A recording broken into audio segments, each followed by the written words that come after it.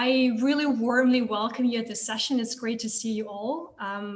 The session is Churchill said, never waste a good crisis, how corporate social investors can use the current moment to spark more social awareness among C-suite executives.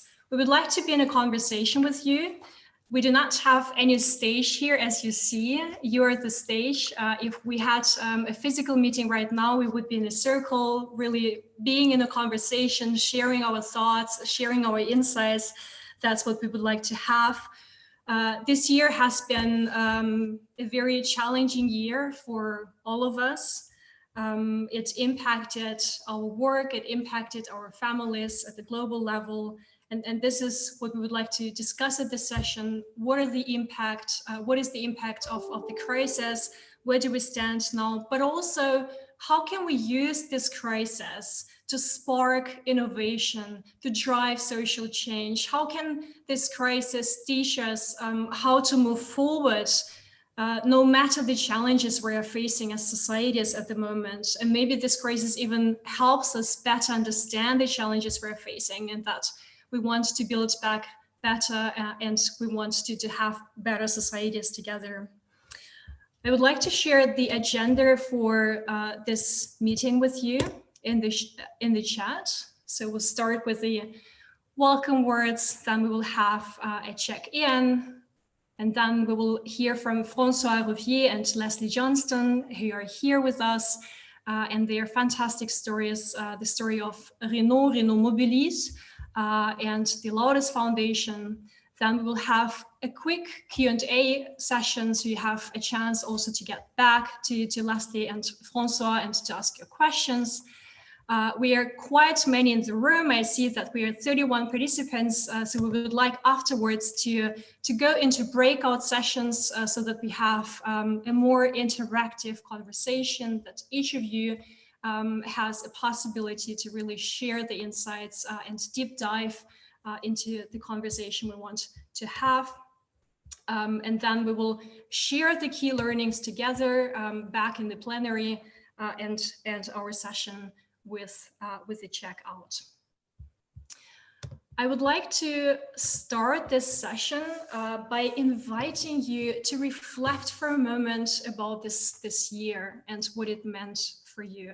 I think we all agree that we lost a lot this year. We've been missing physical meetings, we've been missing physical interaction, we've been missing travel a lot, and even small moments like having friends or family over to dinner, which is not really possible this year. But I'd like to invite you to think not just about the losses, but also about what you have gained this year. Maybe something that you learned, something you understood, something you began to value differently, anything that comes into your mind. I would like to invite you to reflect on this, year. We are in December, we are almost at the end of the year. What did this crisis mean to you, and what have you gained? And please share this in the chat with us.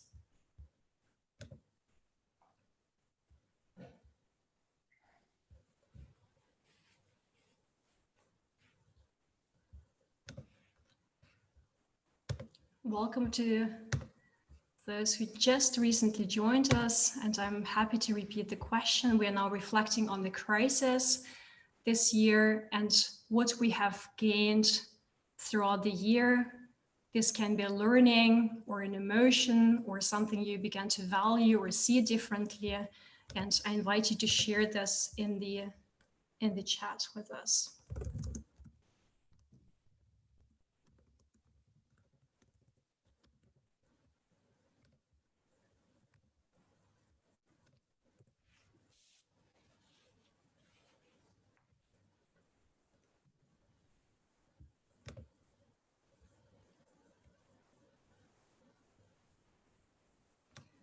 So we have already quite some answers popping up. Thank you so much.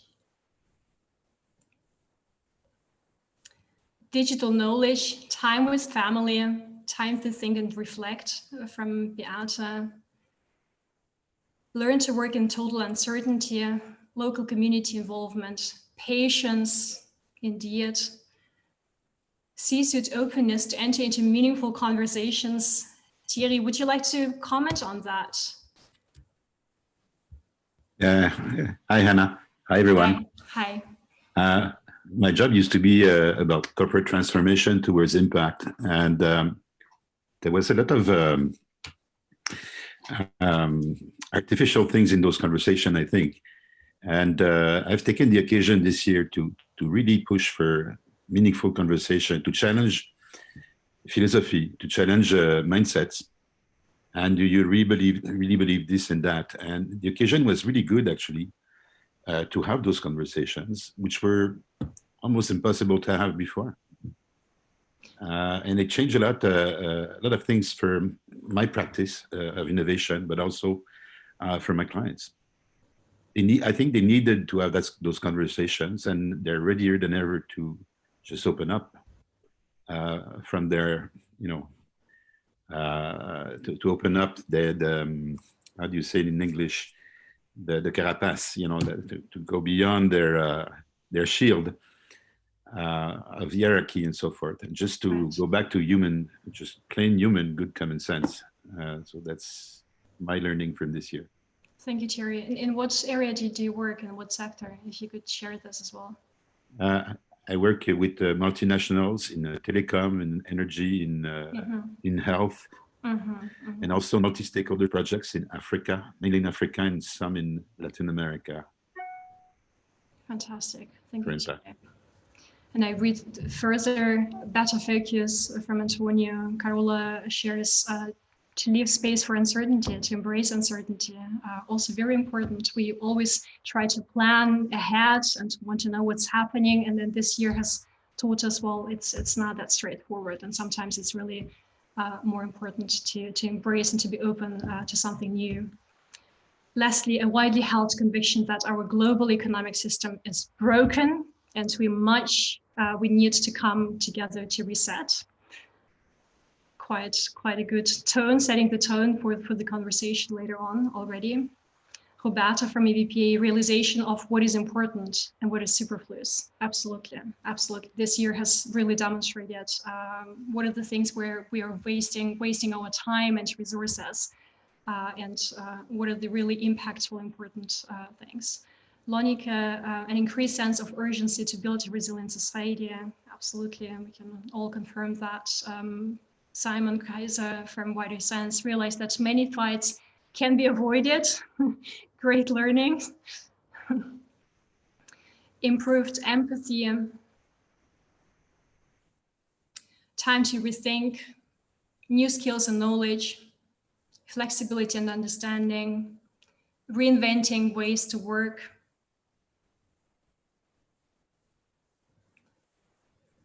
More proximity to my beloved ones. And from Vincent, many societal flaws have been revealed. Time now to work on them seriously. Vincent, would you like to comment? Well, I think many people have. Do you hear me? I'm not sure. Is my microphone working? Perfectly. Oh, Perfectly. I think many people have explained what I mean there. I mean, in the sense of, indeed, environment, society flows, poverty, access to health. The confinement and lockdowns have revealed also how inegalitarian our society is. Because, like me, being confined with this around me is something else than being confined in some urban ghetto with 3 kids around and only 60 or 70 or not even square meters around you. So yeah, I think we need to address this really seriously, and I think I saw it earlier on by under the writing of Leslie that it's time to work seriously on that, really all together. The one thing I want to say when I say not in the 2008 manner is that after the financial crisis in 2008, there were these big intentions that things were going to change in the financial markets, in the financial systems and so forth. But in the end, what has changed? It didn't really change. It hasn't really changed. So let's not do it again that way, and let's be serious about the change we all want. Thank you, Francois, so much. And thank you for being honest. I think that this is really what we want to have here. Not just trying to make things better, look better, but really to talk about the challenges and be serious about the conversation we're going to have. And thank you for lastly, again, for making the comment. The system is broken. And even in Europe, where we have the welfare state, where we have the social net, even here, as Vincent just said, there are a lot of challenges, and many people are really marginalized and are not participating in the way they should be participating, and the chances are becoming less and less, and we need to change this. I would like to open our session and to invite Francois to share the story of Renault with us. This will be the first presentation today. I'm very happy that Francois is with us today. Francois Rouvier, he is Director Social Business, Renault Mobilise. He's been working for over 23 years at Michelin and Renault. He spent a lot of time working in France and also abroad. He was working for quite some years in Korea, I read, in the 90s. It must have been fascinating and interesting to experience this time of change. And I was really inspired by Francois when he told me about, on the one hand, the challenges the company is facing today, and it's not Renault, it's the entire business. It's not just the COVID-19 crisis that has an impact on the industry, it's also the technological revolution, the digital change that has an impact and has led to an upheaval in the sector, and the whole industry needs to change and needs to adapt. And on top, we have the COVID-19 crisis. On top, we have the climate crisis and really the rising expectations of our societies. But quite interestingly, the Renault Mobilise has become the core business of the company. And as I said in the opening, it's not a straightforward story, not as romantic maybe, but still quite interesting, Francois, how you managed to get there, how you manage, because you're a humanist, you're driving social change, you're really passionate about this, you've been working in that area for over 10 years. Please go ahead and share with us this story and the insights, and welcome. Thank you, Hanna. Hello to everyone. I'm very pleased to share this morning with you a few of what is happening in Renault.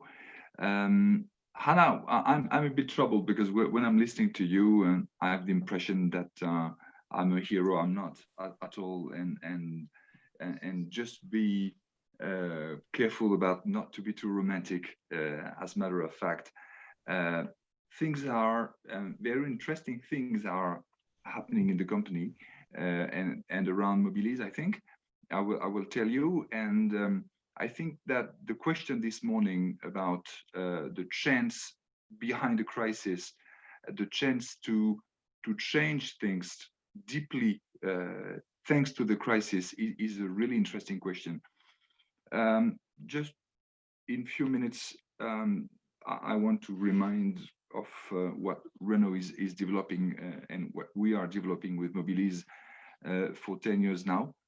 In 2011, we have started to launch in the path of what Danone was doing, of what Schneider Electric was doing, of what HEC and social business chair was doing. We have decided to launch an experimentation of social business within the company, with the key idea of the fact that social and business was not, or were not, like vinegar and oil, something quite incompatible, and that social and business could be something which could merge into something new, with also the key idea behind that social business was a fantastic opportunity and way, a lever, as a matter of fact, to transform the company, to innovate and to motivate as well the collaborators. So this initiative was born we decided to give it a name, and this name was Mobilise. And we were very lucky to find this name, because this name was meaning plenty of things at the same time, with a very fluid name, really, meaning mobilize, mobilization, easy, rental, plenty of things at the same time. And you will understand why I'm focusing on that.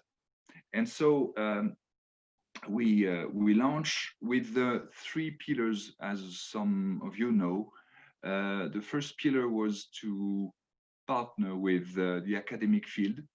So we partnered with HEC in Paris, because they were quite advanced in the teaching and learning and reflecting about social business.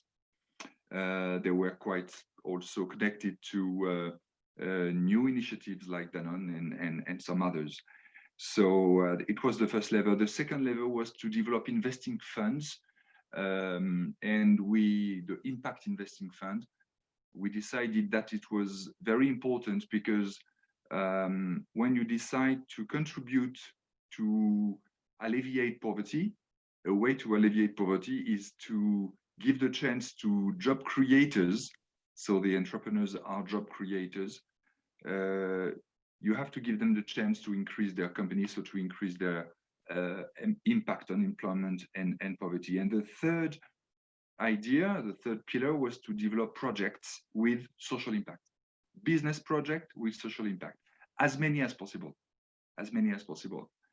My belief was that, and it's still that, in every kind of business, you can invent a social impact.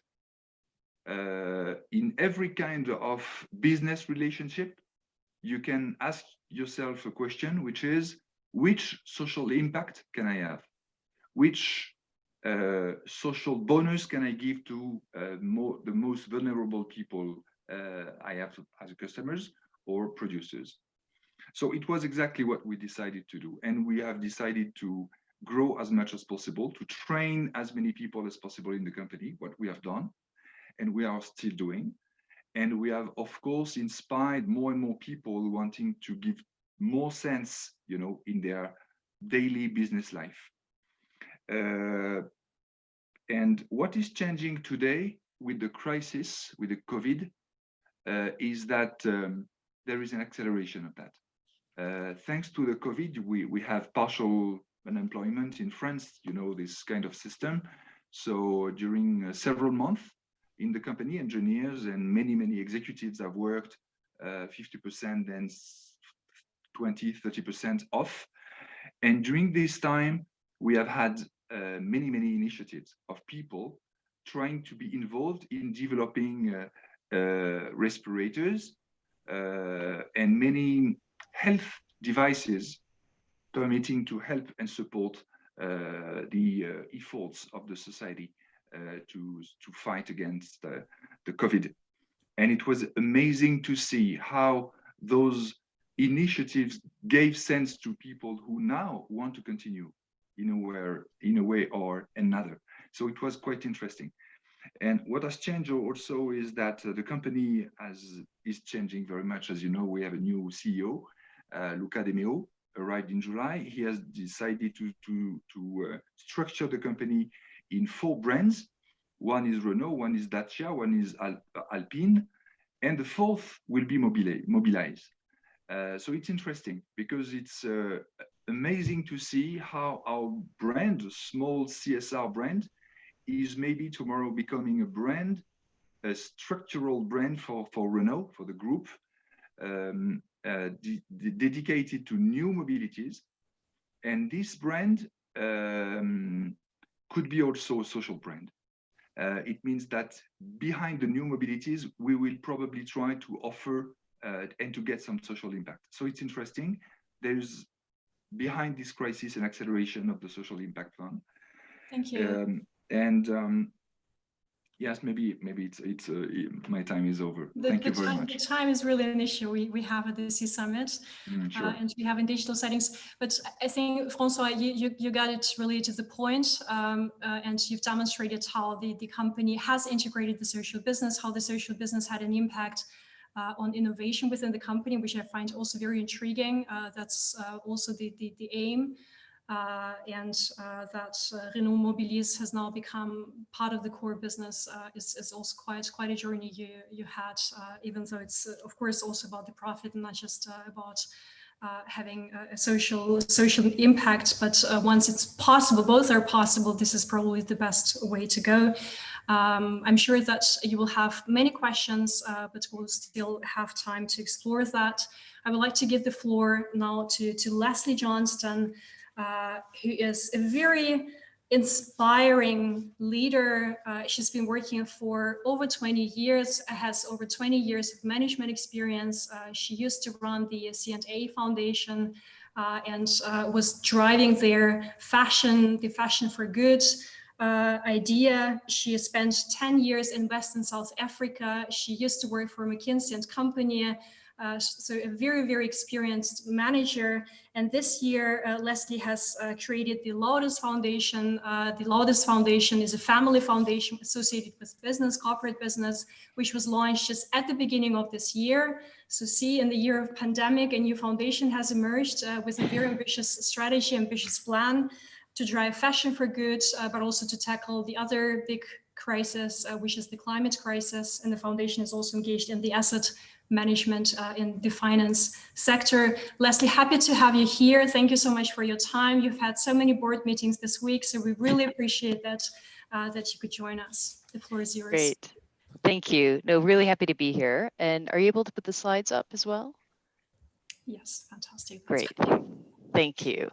So great. Well, welcome everyone. And it's really a pleasure to be here. I find it's always so inspiring to connect with this group. And sorry, I'm just trying to organize this so I can see. Give me one moment. Okay, thank you. Great. Well, thanks, Hanna, for the introduction. So I'm going to switch gears a little bit and talk more about the role of a foundation in really trying to nudge and accelerate all the great things that business is and should be doing. So it was great to hear Francois's perspective. I think companies like Renault are the leaders, and that's what I hope all businesses can aspire to. But sometimes businesses also need a bit of a nudge. So I'm coming from a different angle. And what I want to talk about is a little bit of the role of fashion, which is an area we've been working in for quite some time. So if you go to the next slide, please. Just a little bit of background on who we are. Laudes Foundation has been in business since January 21st of this year. So we are a new kid on the block. However, we are taking over the portfolio of C&A Foundation. So we moved from being a corporate foundation to a private foundation within the larger Brenninkmeijer enterprise. We're very much focused on how can we help and join others in trying to transform this global economic system, because we know that markets are not working for people and planet. And as our mission, we're very much focused on how can we both inspire, which is important, but also challenge business and industry to be a force for good. So that challenge bit is important because, as I said, sometimes you need a bit of a push. Next slide, please. Ultimately, what we want to do as a foundation is work toward a world that is an inclusive economy so that business and industry and government can step up and ultimately value people and respect nature. And that is a very big ambition. As Vincent said in the chat, we don't want to have a 2008 solution to the COVID crisis. And as a foundation, we've chosen to focus on specific industries as ways to achieve that change. So we work both in fashion and the built environment, which is a new area for us, as well as in cross-cutting finance and capital markets. Next slide. So why should we care about changing the global economic system? Well, I put that in my answer to Hanna's question at the start. You can't change an industry if the incentives in the system are broken. And as we all know, the COVID crisis has shown that our system is broken. And what's even, well, more frightening to me is that it's the most vulnerable who are suffering the worst. And we see that in the work that we're doing in fashion. There was an article just 5 days ago that was saying that the garment workers in India have been hit the hardest. They've moved from salaries to piecemeal. There's exploitation, there's increases in child labor. It's not good. So something in our system is broken and we need to fix it. Next slide. In fashion, it's a pretty grim story. This is a chart that came out in April of this year. It was done by BCG in partnership with the HIG. And what it shows is really how dismal things looked for the fashion industry. You can see the numbers here and how much below expectations the industry is supposed to be, even when it starts to recover. Why is that? Well, of course, when the shops closed across the high streets in the global north, I should say, the commitments that brands have made to suppliers were suddenly canceled or paused or pushed into the future. Suppliers couldn't pay their workers, and at the end of the day, workers couldn't put food on the table.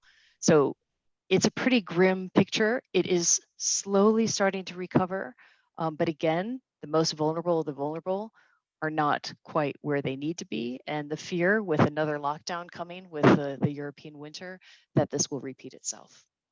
Next slide. But I work in philanthropy, so I'm very optimistic. Some may say naively so, but I do think that in this crisis, there has been opportunity. And I want to talk just very briefly about an initiative that we had set up in 2017 called Fashion for Good. I think some of you are familiar with it. The idea behind Fashion for Good is we set it up as an accelerator to bring the industry together to basically collaborate for innovation in fashion. Why was that needed? Well, at the end of the day, innovation is usually something that sits as part of your competitive advantage. It's not necessarily something you do in the pre-competitive space. So we felt it was important to create a safe platform for folks to come together. In fact, I always say Fashion for Good is a little bit like the Tinder of the fashion world, because it's really matchmaking between brands and retailers and innovators. And it's only been operating for 3.5 years, but thus far it has 20 corporate partners, which include big global companies, including CNA, Target, Adidas, PVH. It has supported about 115 innovators thus far out of about 2,000 that they've scouted, and it's had almost 100 pilots, which are basically scaling up these innovations in the supply chains of the brands. Next slide. And when COVID hit, this was an opportunity.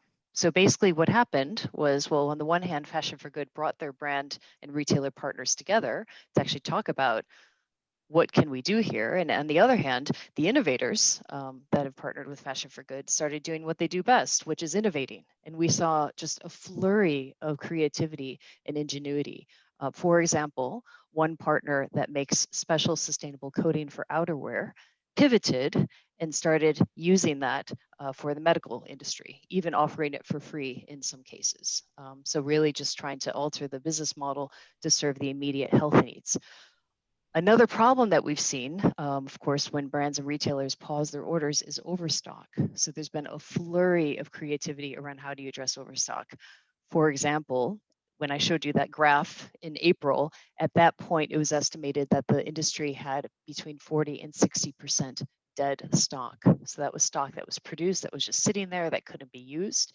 So there's an innovator called the Renewal Workshop, who's been operating for a couple of years, and effectively what they've done is that they have taken that old stock, they're repurposing it, they've partnered with about 20 brand companies and really trying to get that back into circulation. And what I love about that type of innovation is that they're trying to decouple revenue growth from natural resources, because they estimate that actually, and this came from a report they did back in October, about 82% of what is considered waste in fashion can actually be renewed and resold. So that's very exciting, and I think we all should embrace those types of models. Next slide. But there's no time to be complacent. We're here talking about COVID and what does that mean? Everyone's talking about Build Back Better, but we have a bigger problem. And I think Gilles said it this morning, the biggest challenge of our century is upon us, and business as usual is not enough to get there. And final slide, please. And how do we get there? And this is really the core of Laudes is that we really do need to rethink this system. In fact, I don't even like the words build back better, because we don't want to go back. We want to go forward. And what we need is a system, as Kofi Annan said 20 years ago, with foresight, that we need to get away from the short-termism, which basically dictates all of our actions and thoughts, and move to a system that has a human face, that respects people and nature. And personally, I think there's a role for us as foundations, as philanthropic entities, to play here, because we can take risks, we can stick our necks out, we can inspire business to change, as we have with Fashion for Good, but we can also nudge. So for those that are here in the room digitally, and if you're running a foundation, we'd love to partner with you, because this is not the time for us to act alone. We really have to come together and contribute to the world we want to build. So thank you very much. Thank you, Leslie, so much for this inspiring presentation. And again, also for being honest, I agree with you that build back better is maybe really not what we really want, but we want to make a better society. And it's always better to challenge the status quo rather than from coming from the status quo. Applause in the room. Thank you, Alejandro. And Antonio. I'd like to give you just a minute or 2 minutes for any burning questions at the moment before we go into the breakout discussions. There have been questions in the chat. Marlies, if you would like, you can unmute yourself and ask the question. Okay. Yes, a question for Leslie. I saw, well, I'm going to be honest, on Instagram, a lot of critique to CNA and other big fashion producers like H&M or Primark, that during the lockdown, they weren't paying the workers, like you said, the most vulnerable group. And because obviously all the stores were closed and they couldn't sell their stuff, the rumor had it that they weren't paying the workers. And I was wondering, well, two things. One is, do you address these types of things? Like, do you take action when you see something like that? Or, and do you have influence still within CNA, or is it broader? Or, yeah, how do you see your role? And did you have a role? Sure. I love this question. I always get this question. No, it's a very important question. And as I said, I mean, the challenge, of course, when the shops closed, is that the brands and retailers were trying to stay alive in general. You know, they were furloughing employees in Europe. They were pausing or stopping or even canceling orders. I can't speak for CNA because CNA is a separate entity. But I can say that, yes, while there was criticism in general of the industry and their actions, CNA has since actually come out with a statement, and you can see that on their website, essentially honoring all the contracts that they had in place. Unfortunately, though, at the heat of the crisis, when every brand and retailer was pulling back, there was a lot of criticism, and it's hard to shake that. What do you do about that? Well, to me, as a foundation person, that to me just shows the cracks in the system, and the fact that workers and even the manufacturers are so dependent on, you know, one or two companies is not right. There is no social net for workers in countries like Bangladesh. So as a foundation, what we do is we're actually working with partners like GIZ, with OECD, to try to put in more social protections, you know, to push the governments of these producing countries to actually put in something so workers don't become destitute the second they lose their job. That's the problem. So that's where we play. But of course, we need business to have responsible practices. And, you know, more and more, I think businesses are embracing sustainability in the fashion sector. But there's still a lot of work that we need to do. Thank you. Thank you, Leslie. That is really great. And indeed, philanthropy has a leverage and could have even more impact on business and drive business in the right direction. That's really the important purpose. Being cautious about the time and wanting to really go deeper into the conversation, so each of you have a possibility to share the insights and your stories, your experience.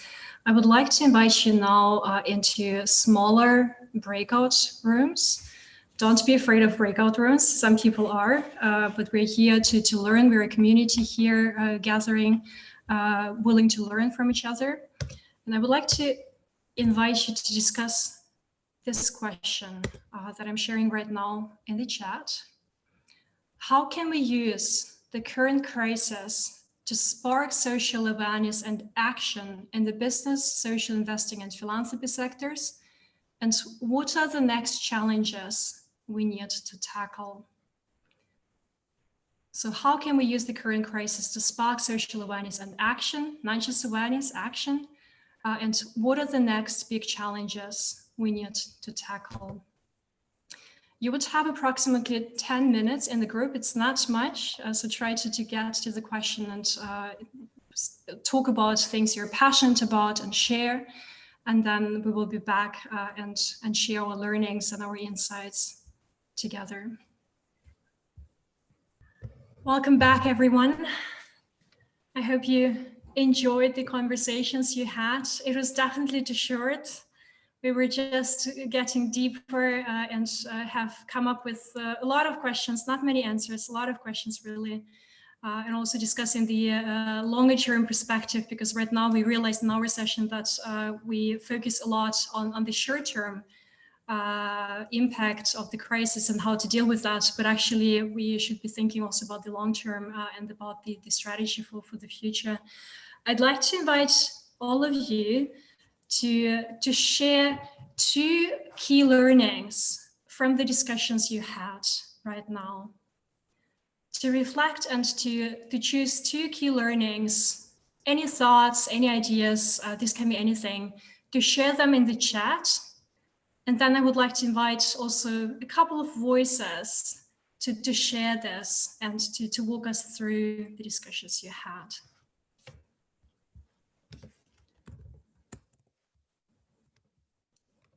So 2 key learnings for you.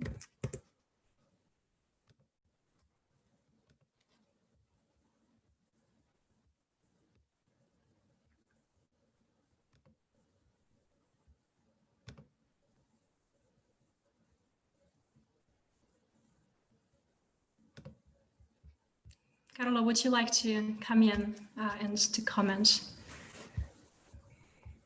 Yeah, it was just clear that we don't want 2008 again.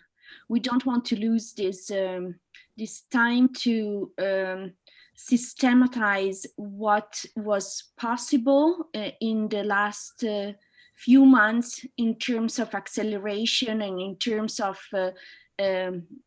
enlarging some initiative and some vehicles that were not even imaginable before the crisis. So we do not really want to build back the same way.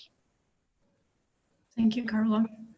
Francois, employee engagement.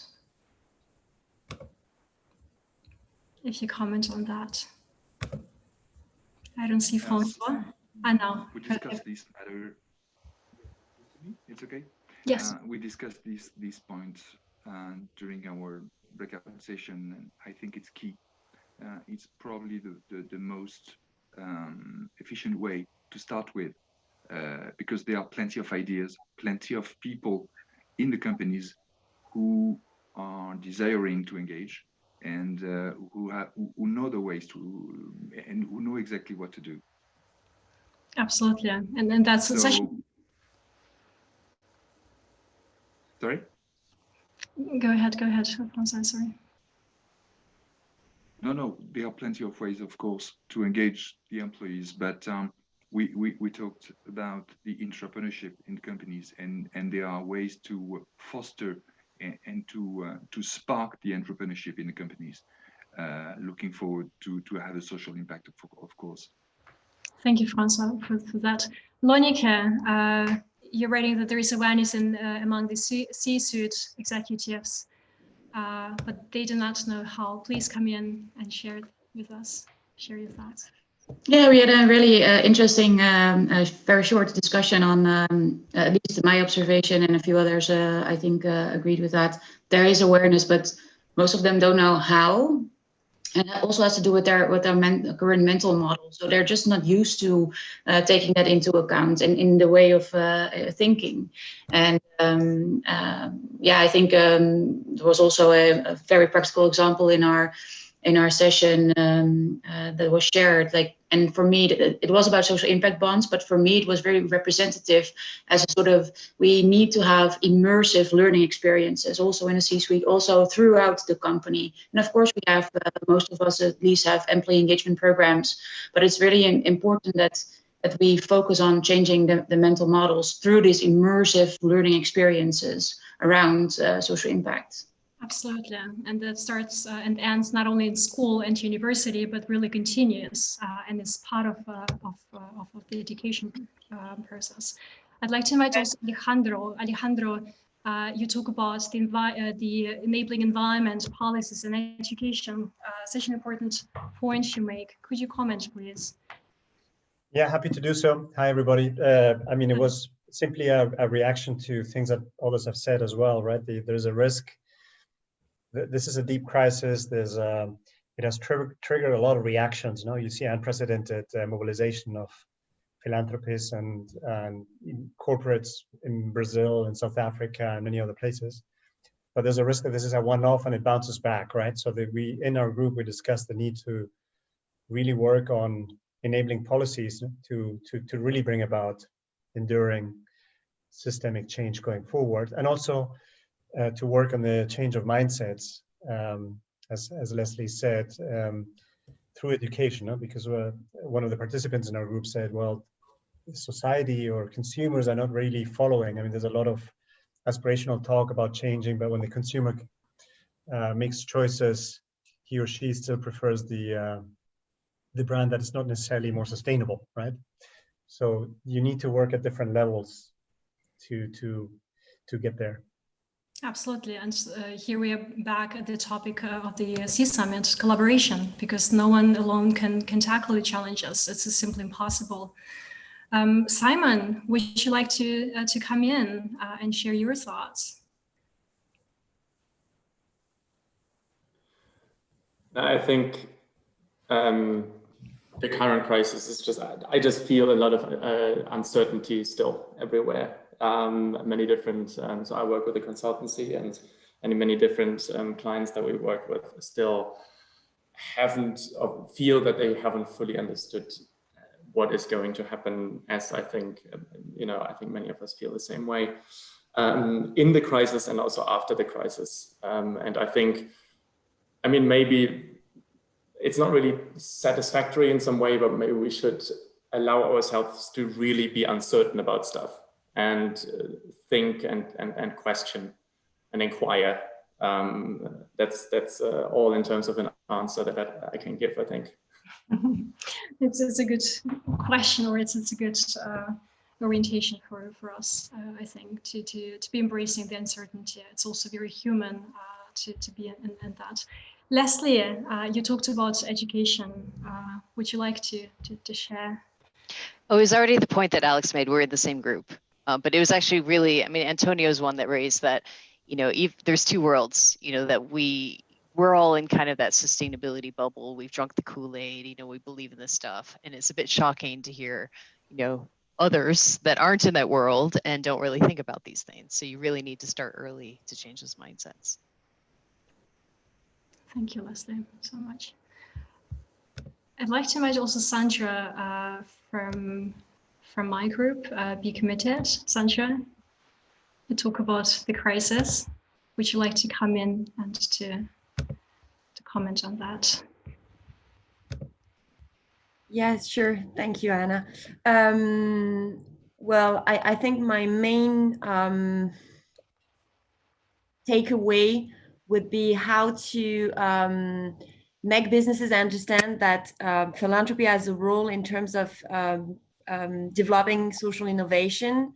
And I was cut, but I said in the group that I was really, I really liked the quote from Gilles this morning, saying that it's not a cherry on the cake, but it should be part of changing the recipe of the cake.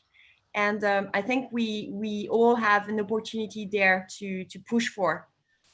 because it's there's room to leverage social innovation, and it's not yet well understood by businesses, I think. Absolutely. Sandra, thank you so much. You got it to the point, really. Let's change the recipe together. That is very much needed. Thank you, Leslie. Thank you, Francois, for inspiring stories, for being with us today, and everyone for the deep conversations we had. I think we could have talked for many more hours if we were in a physical meeting, but I'd like to invite you now to continue with the C Summit. Please join the Hop-In platform. And again, many, many thanks for the wonderful, fantastic session and for sharing your thoughts.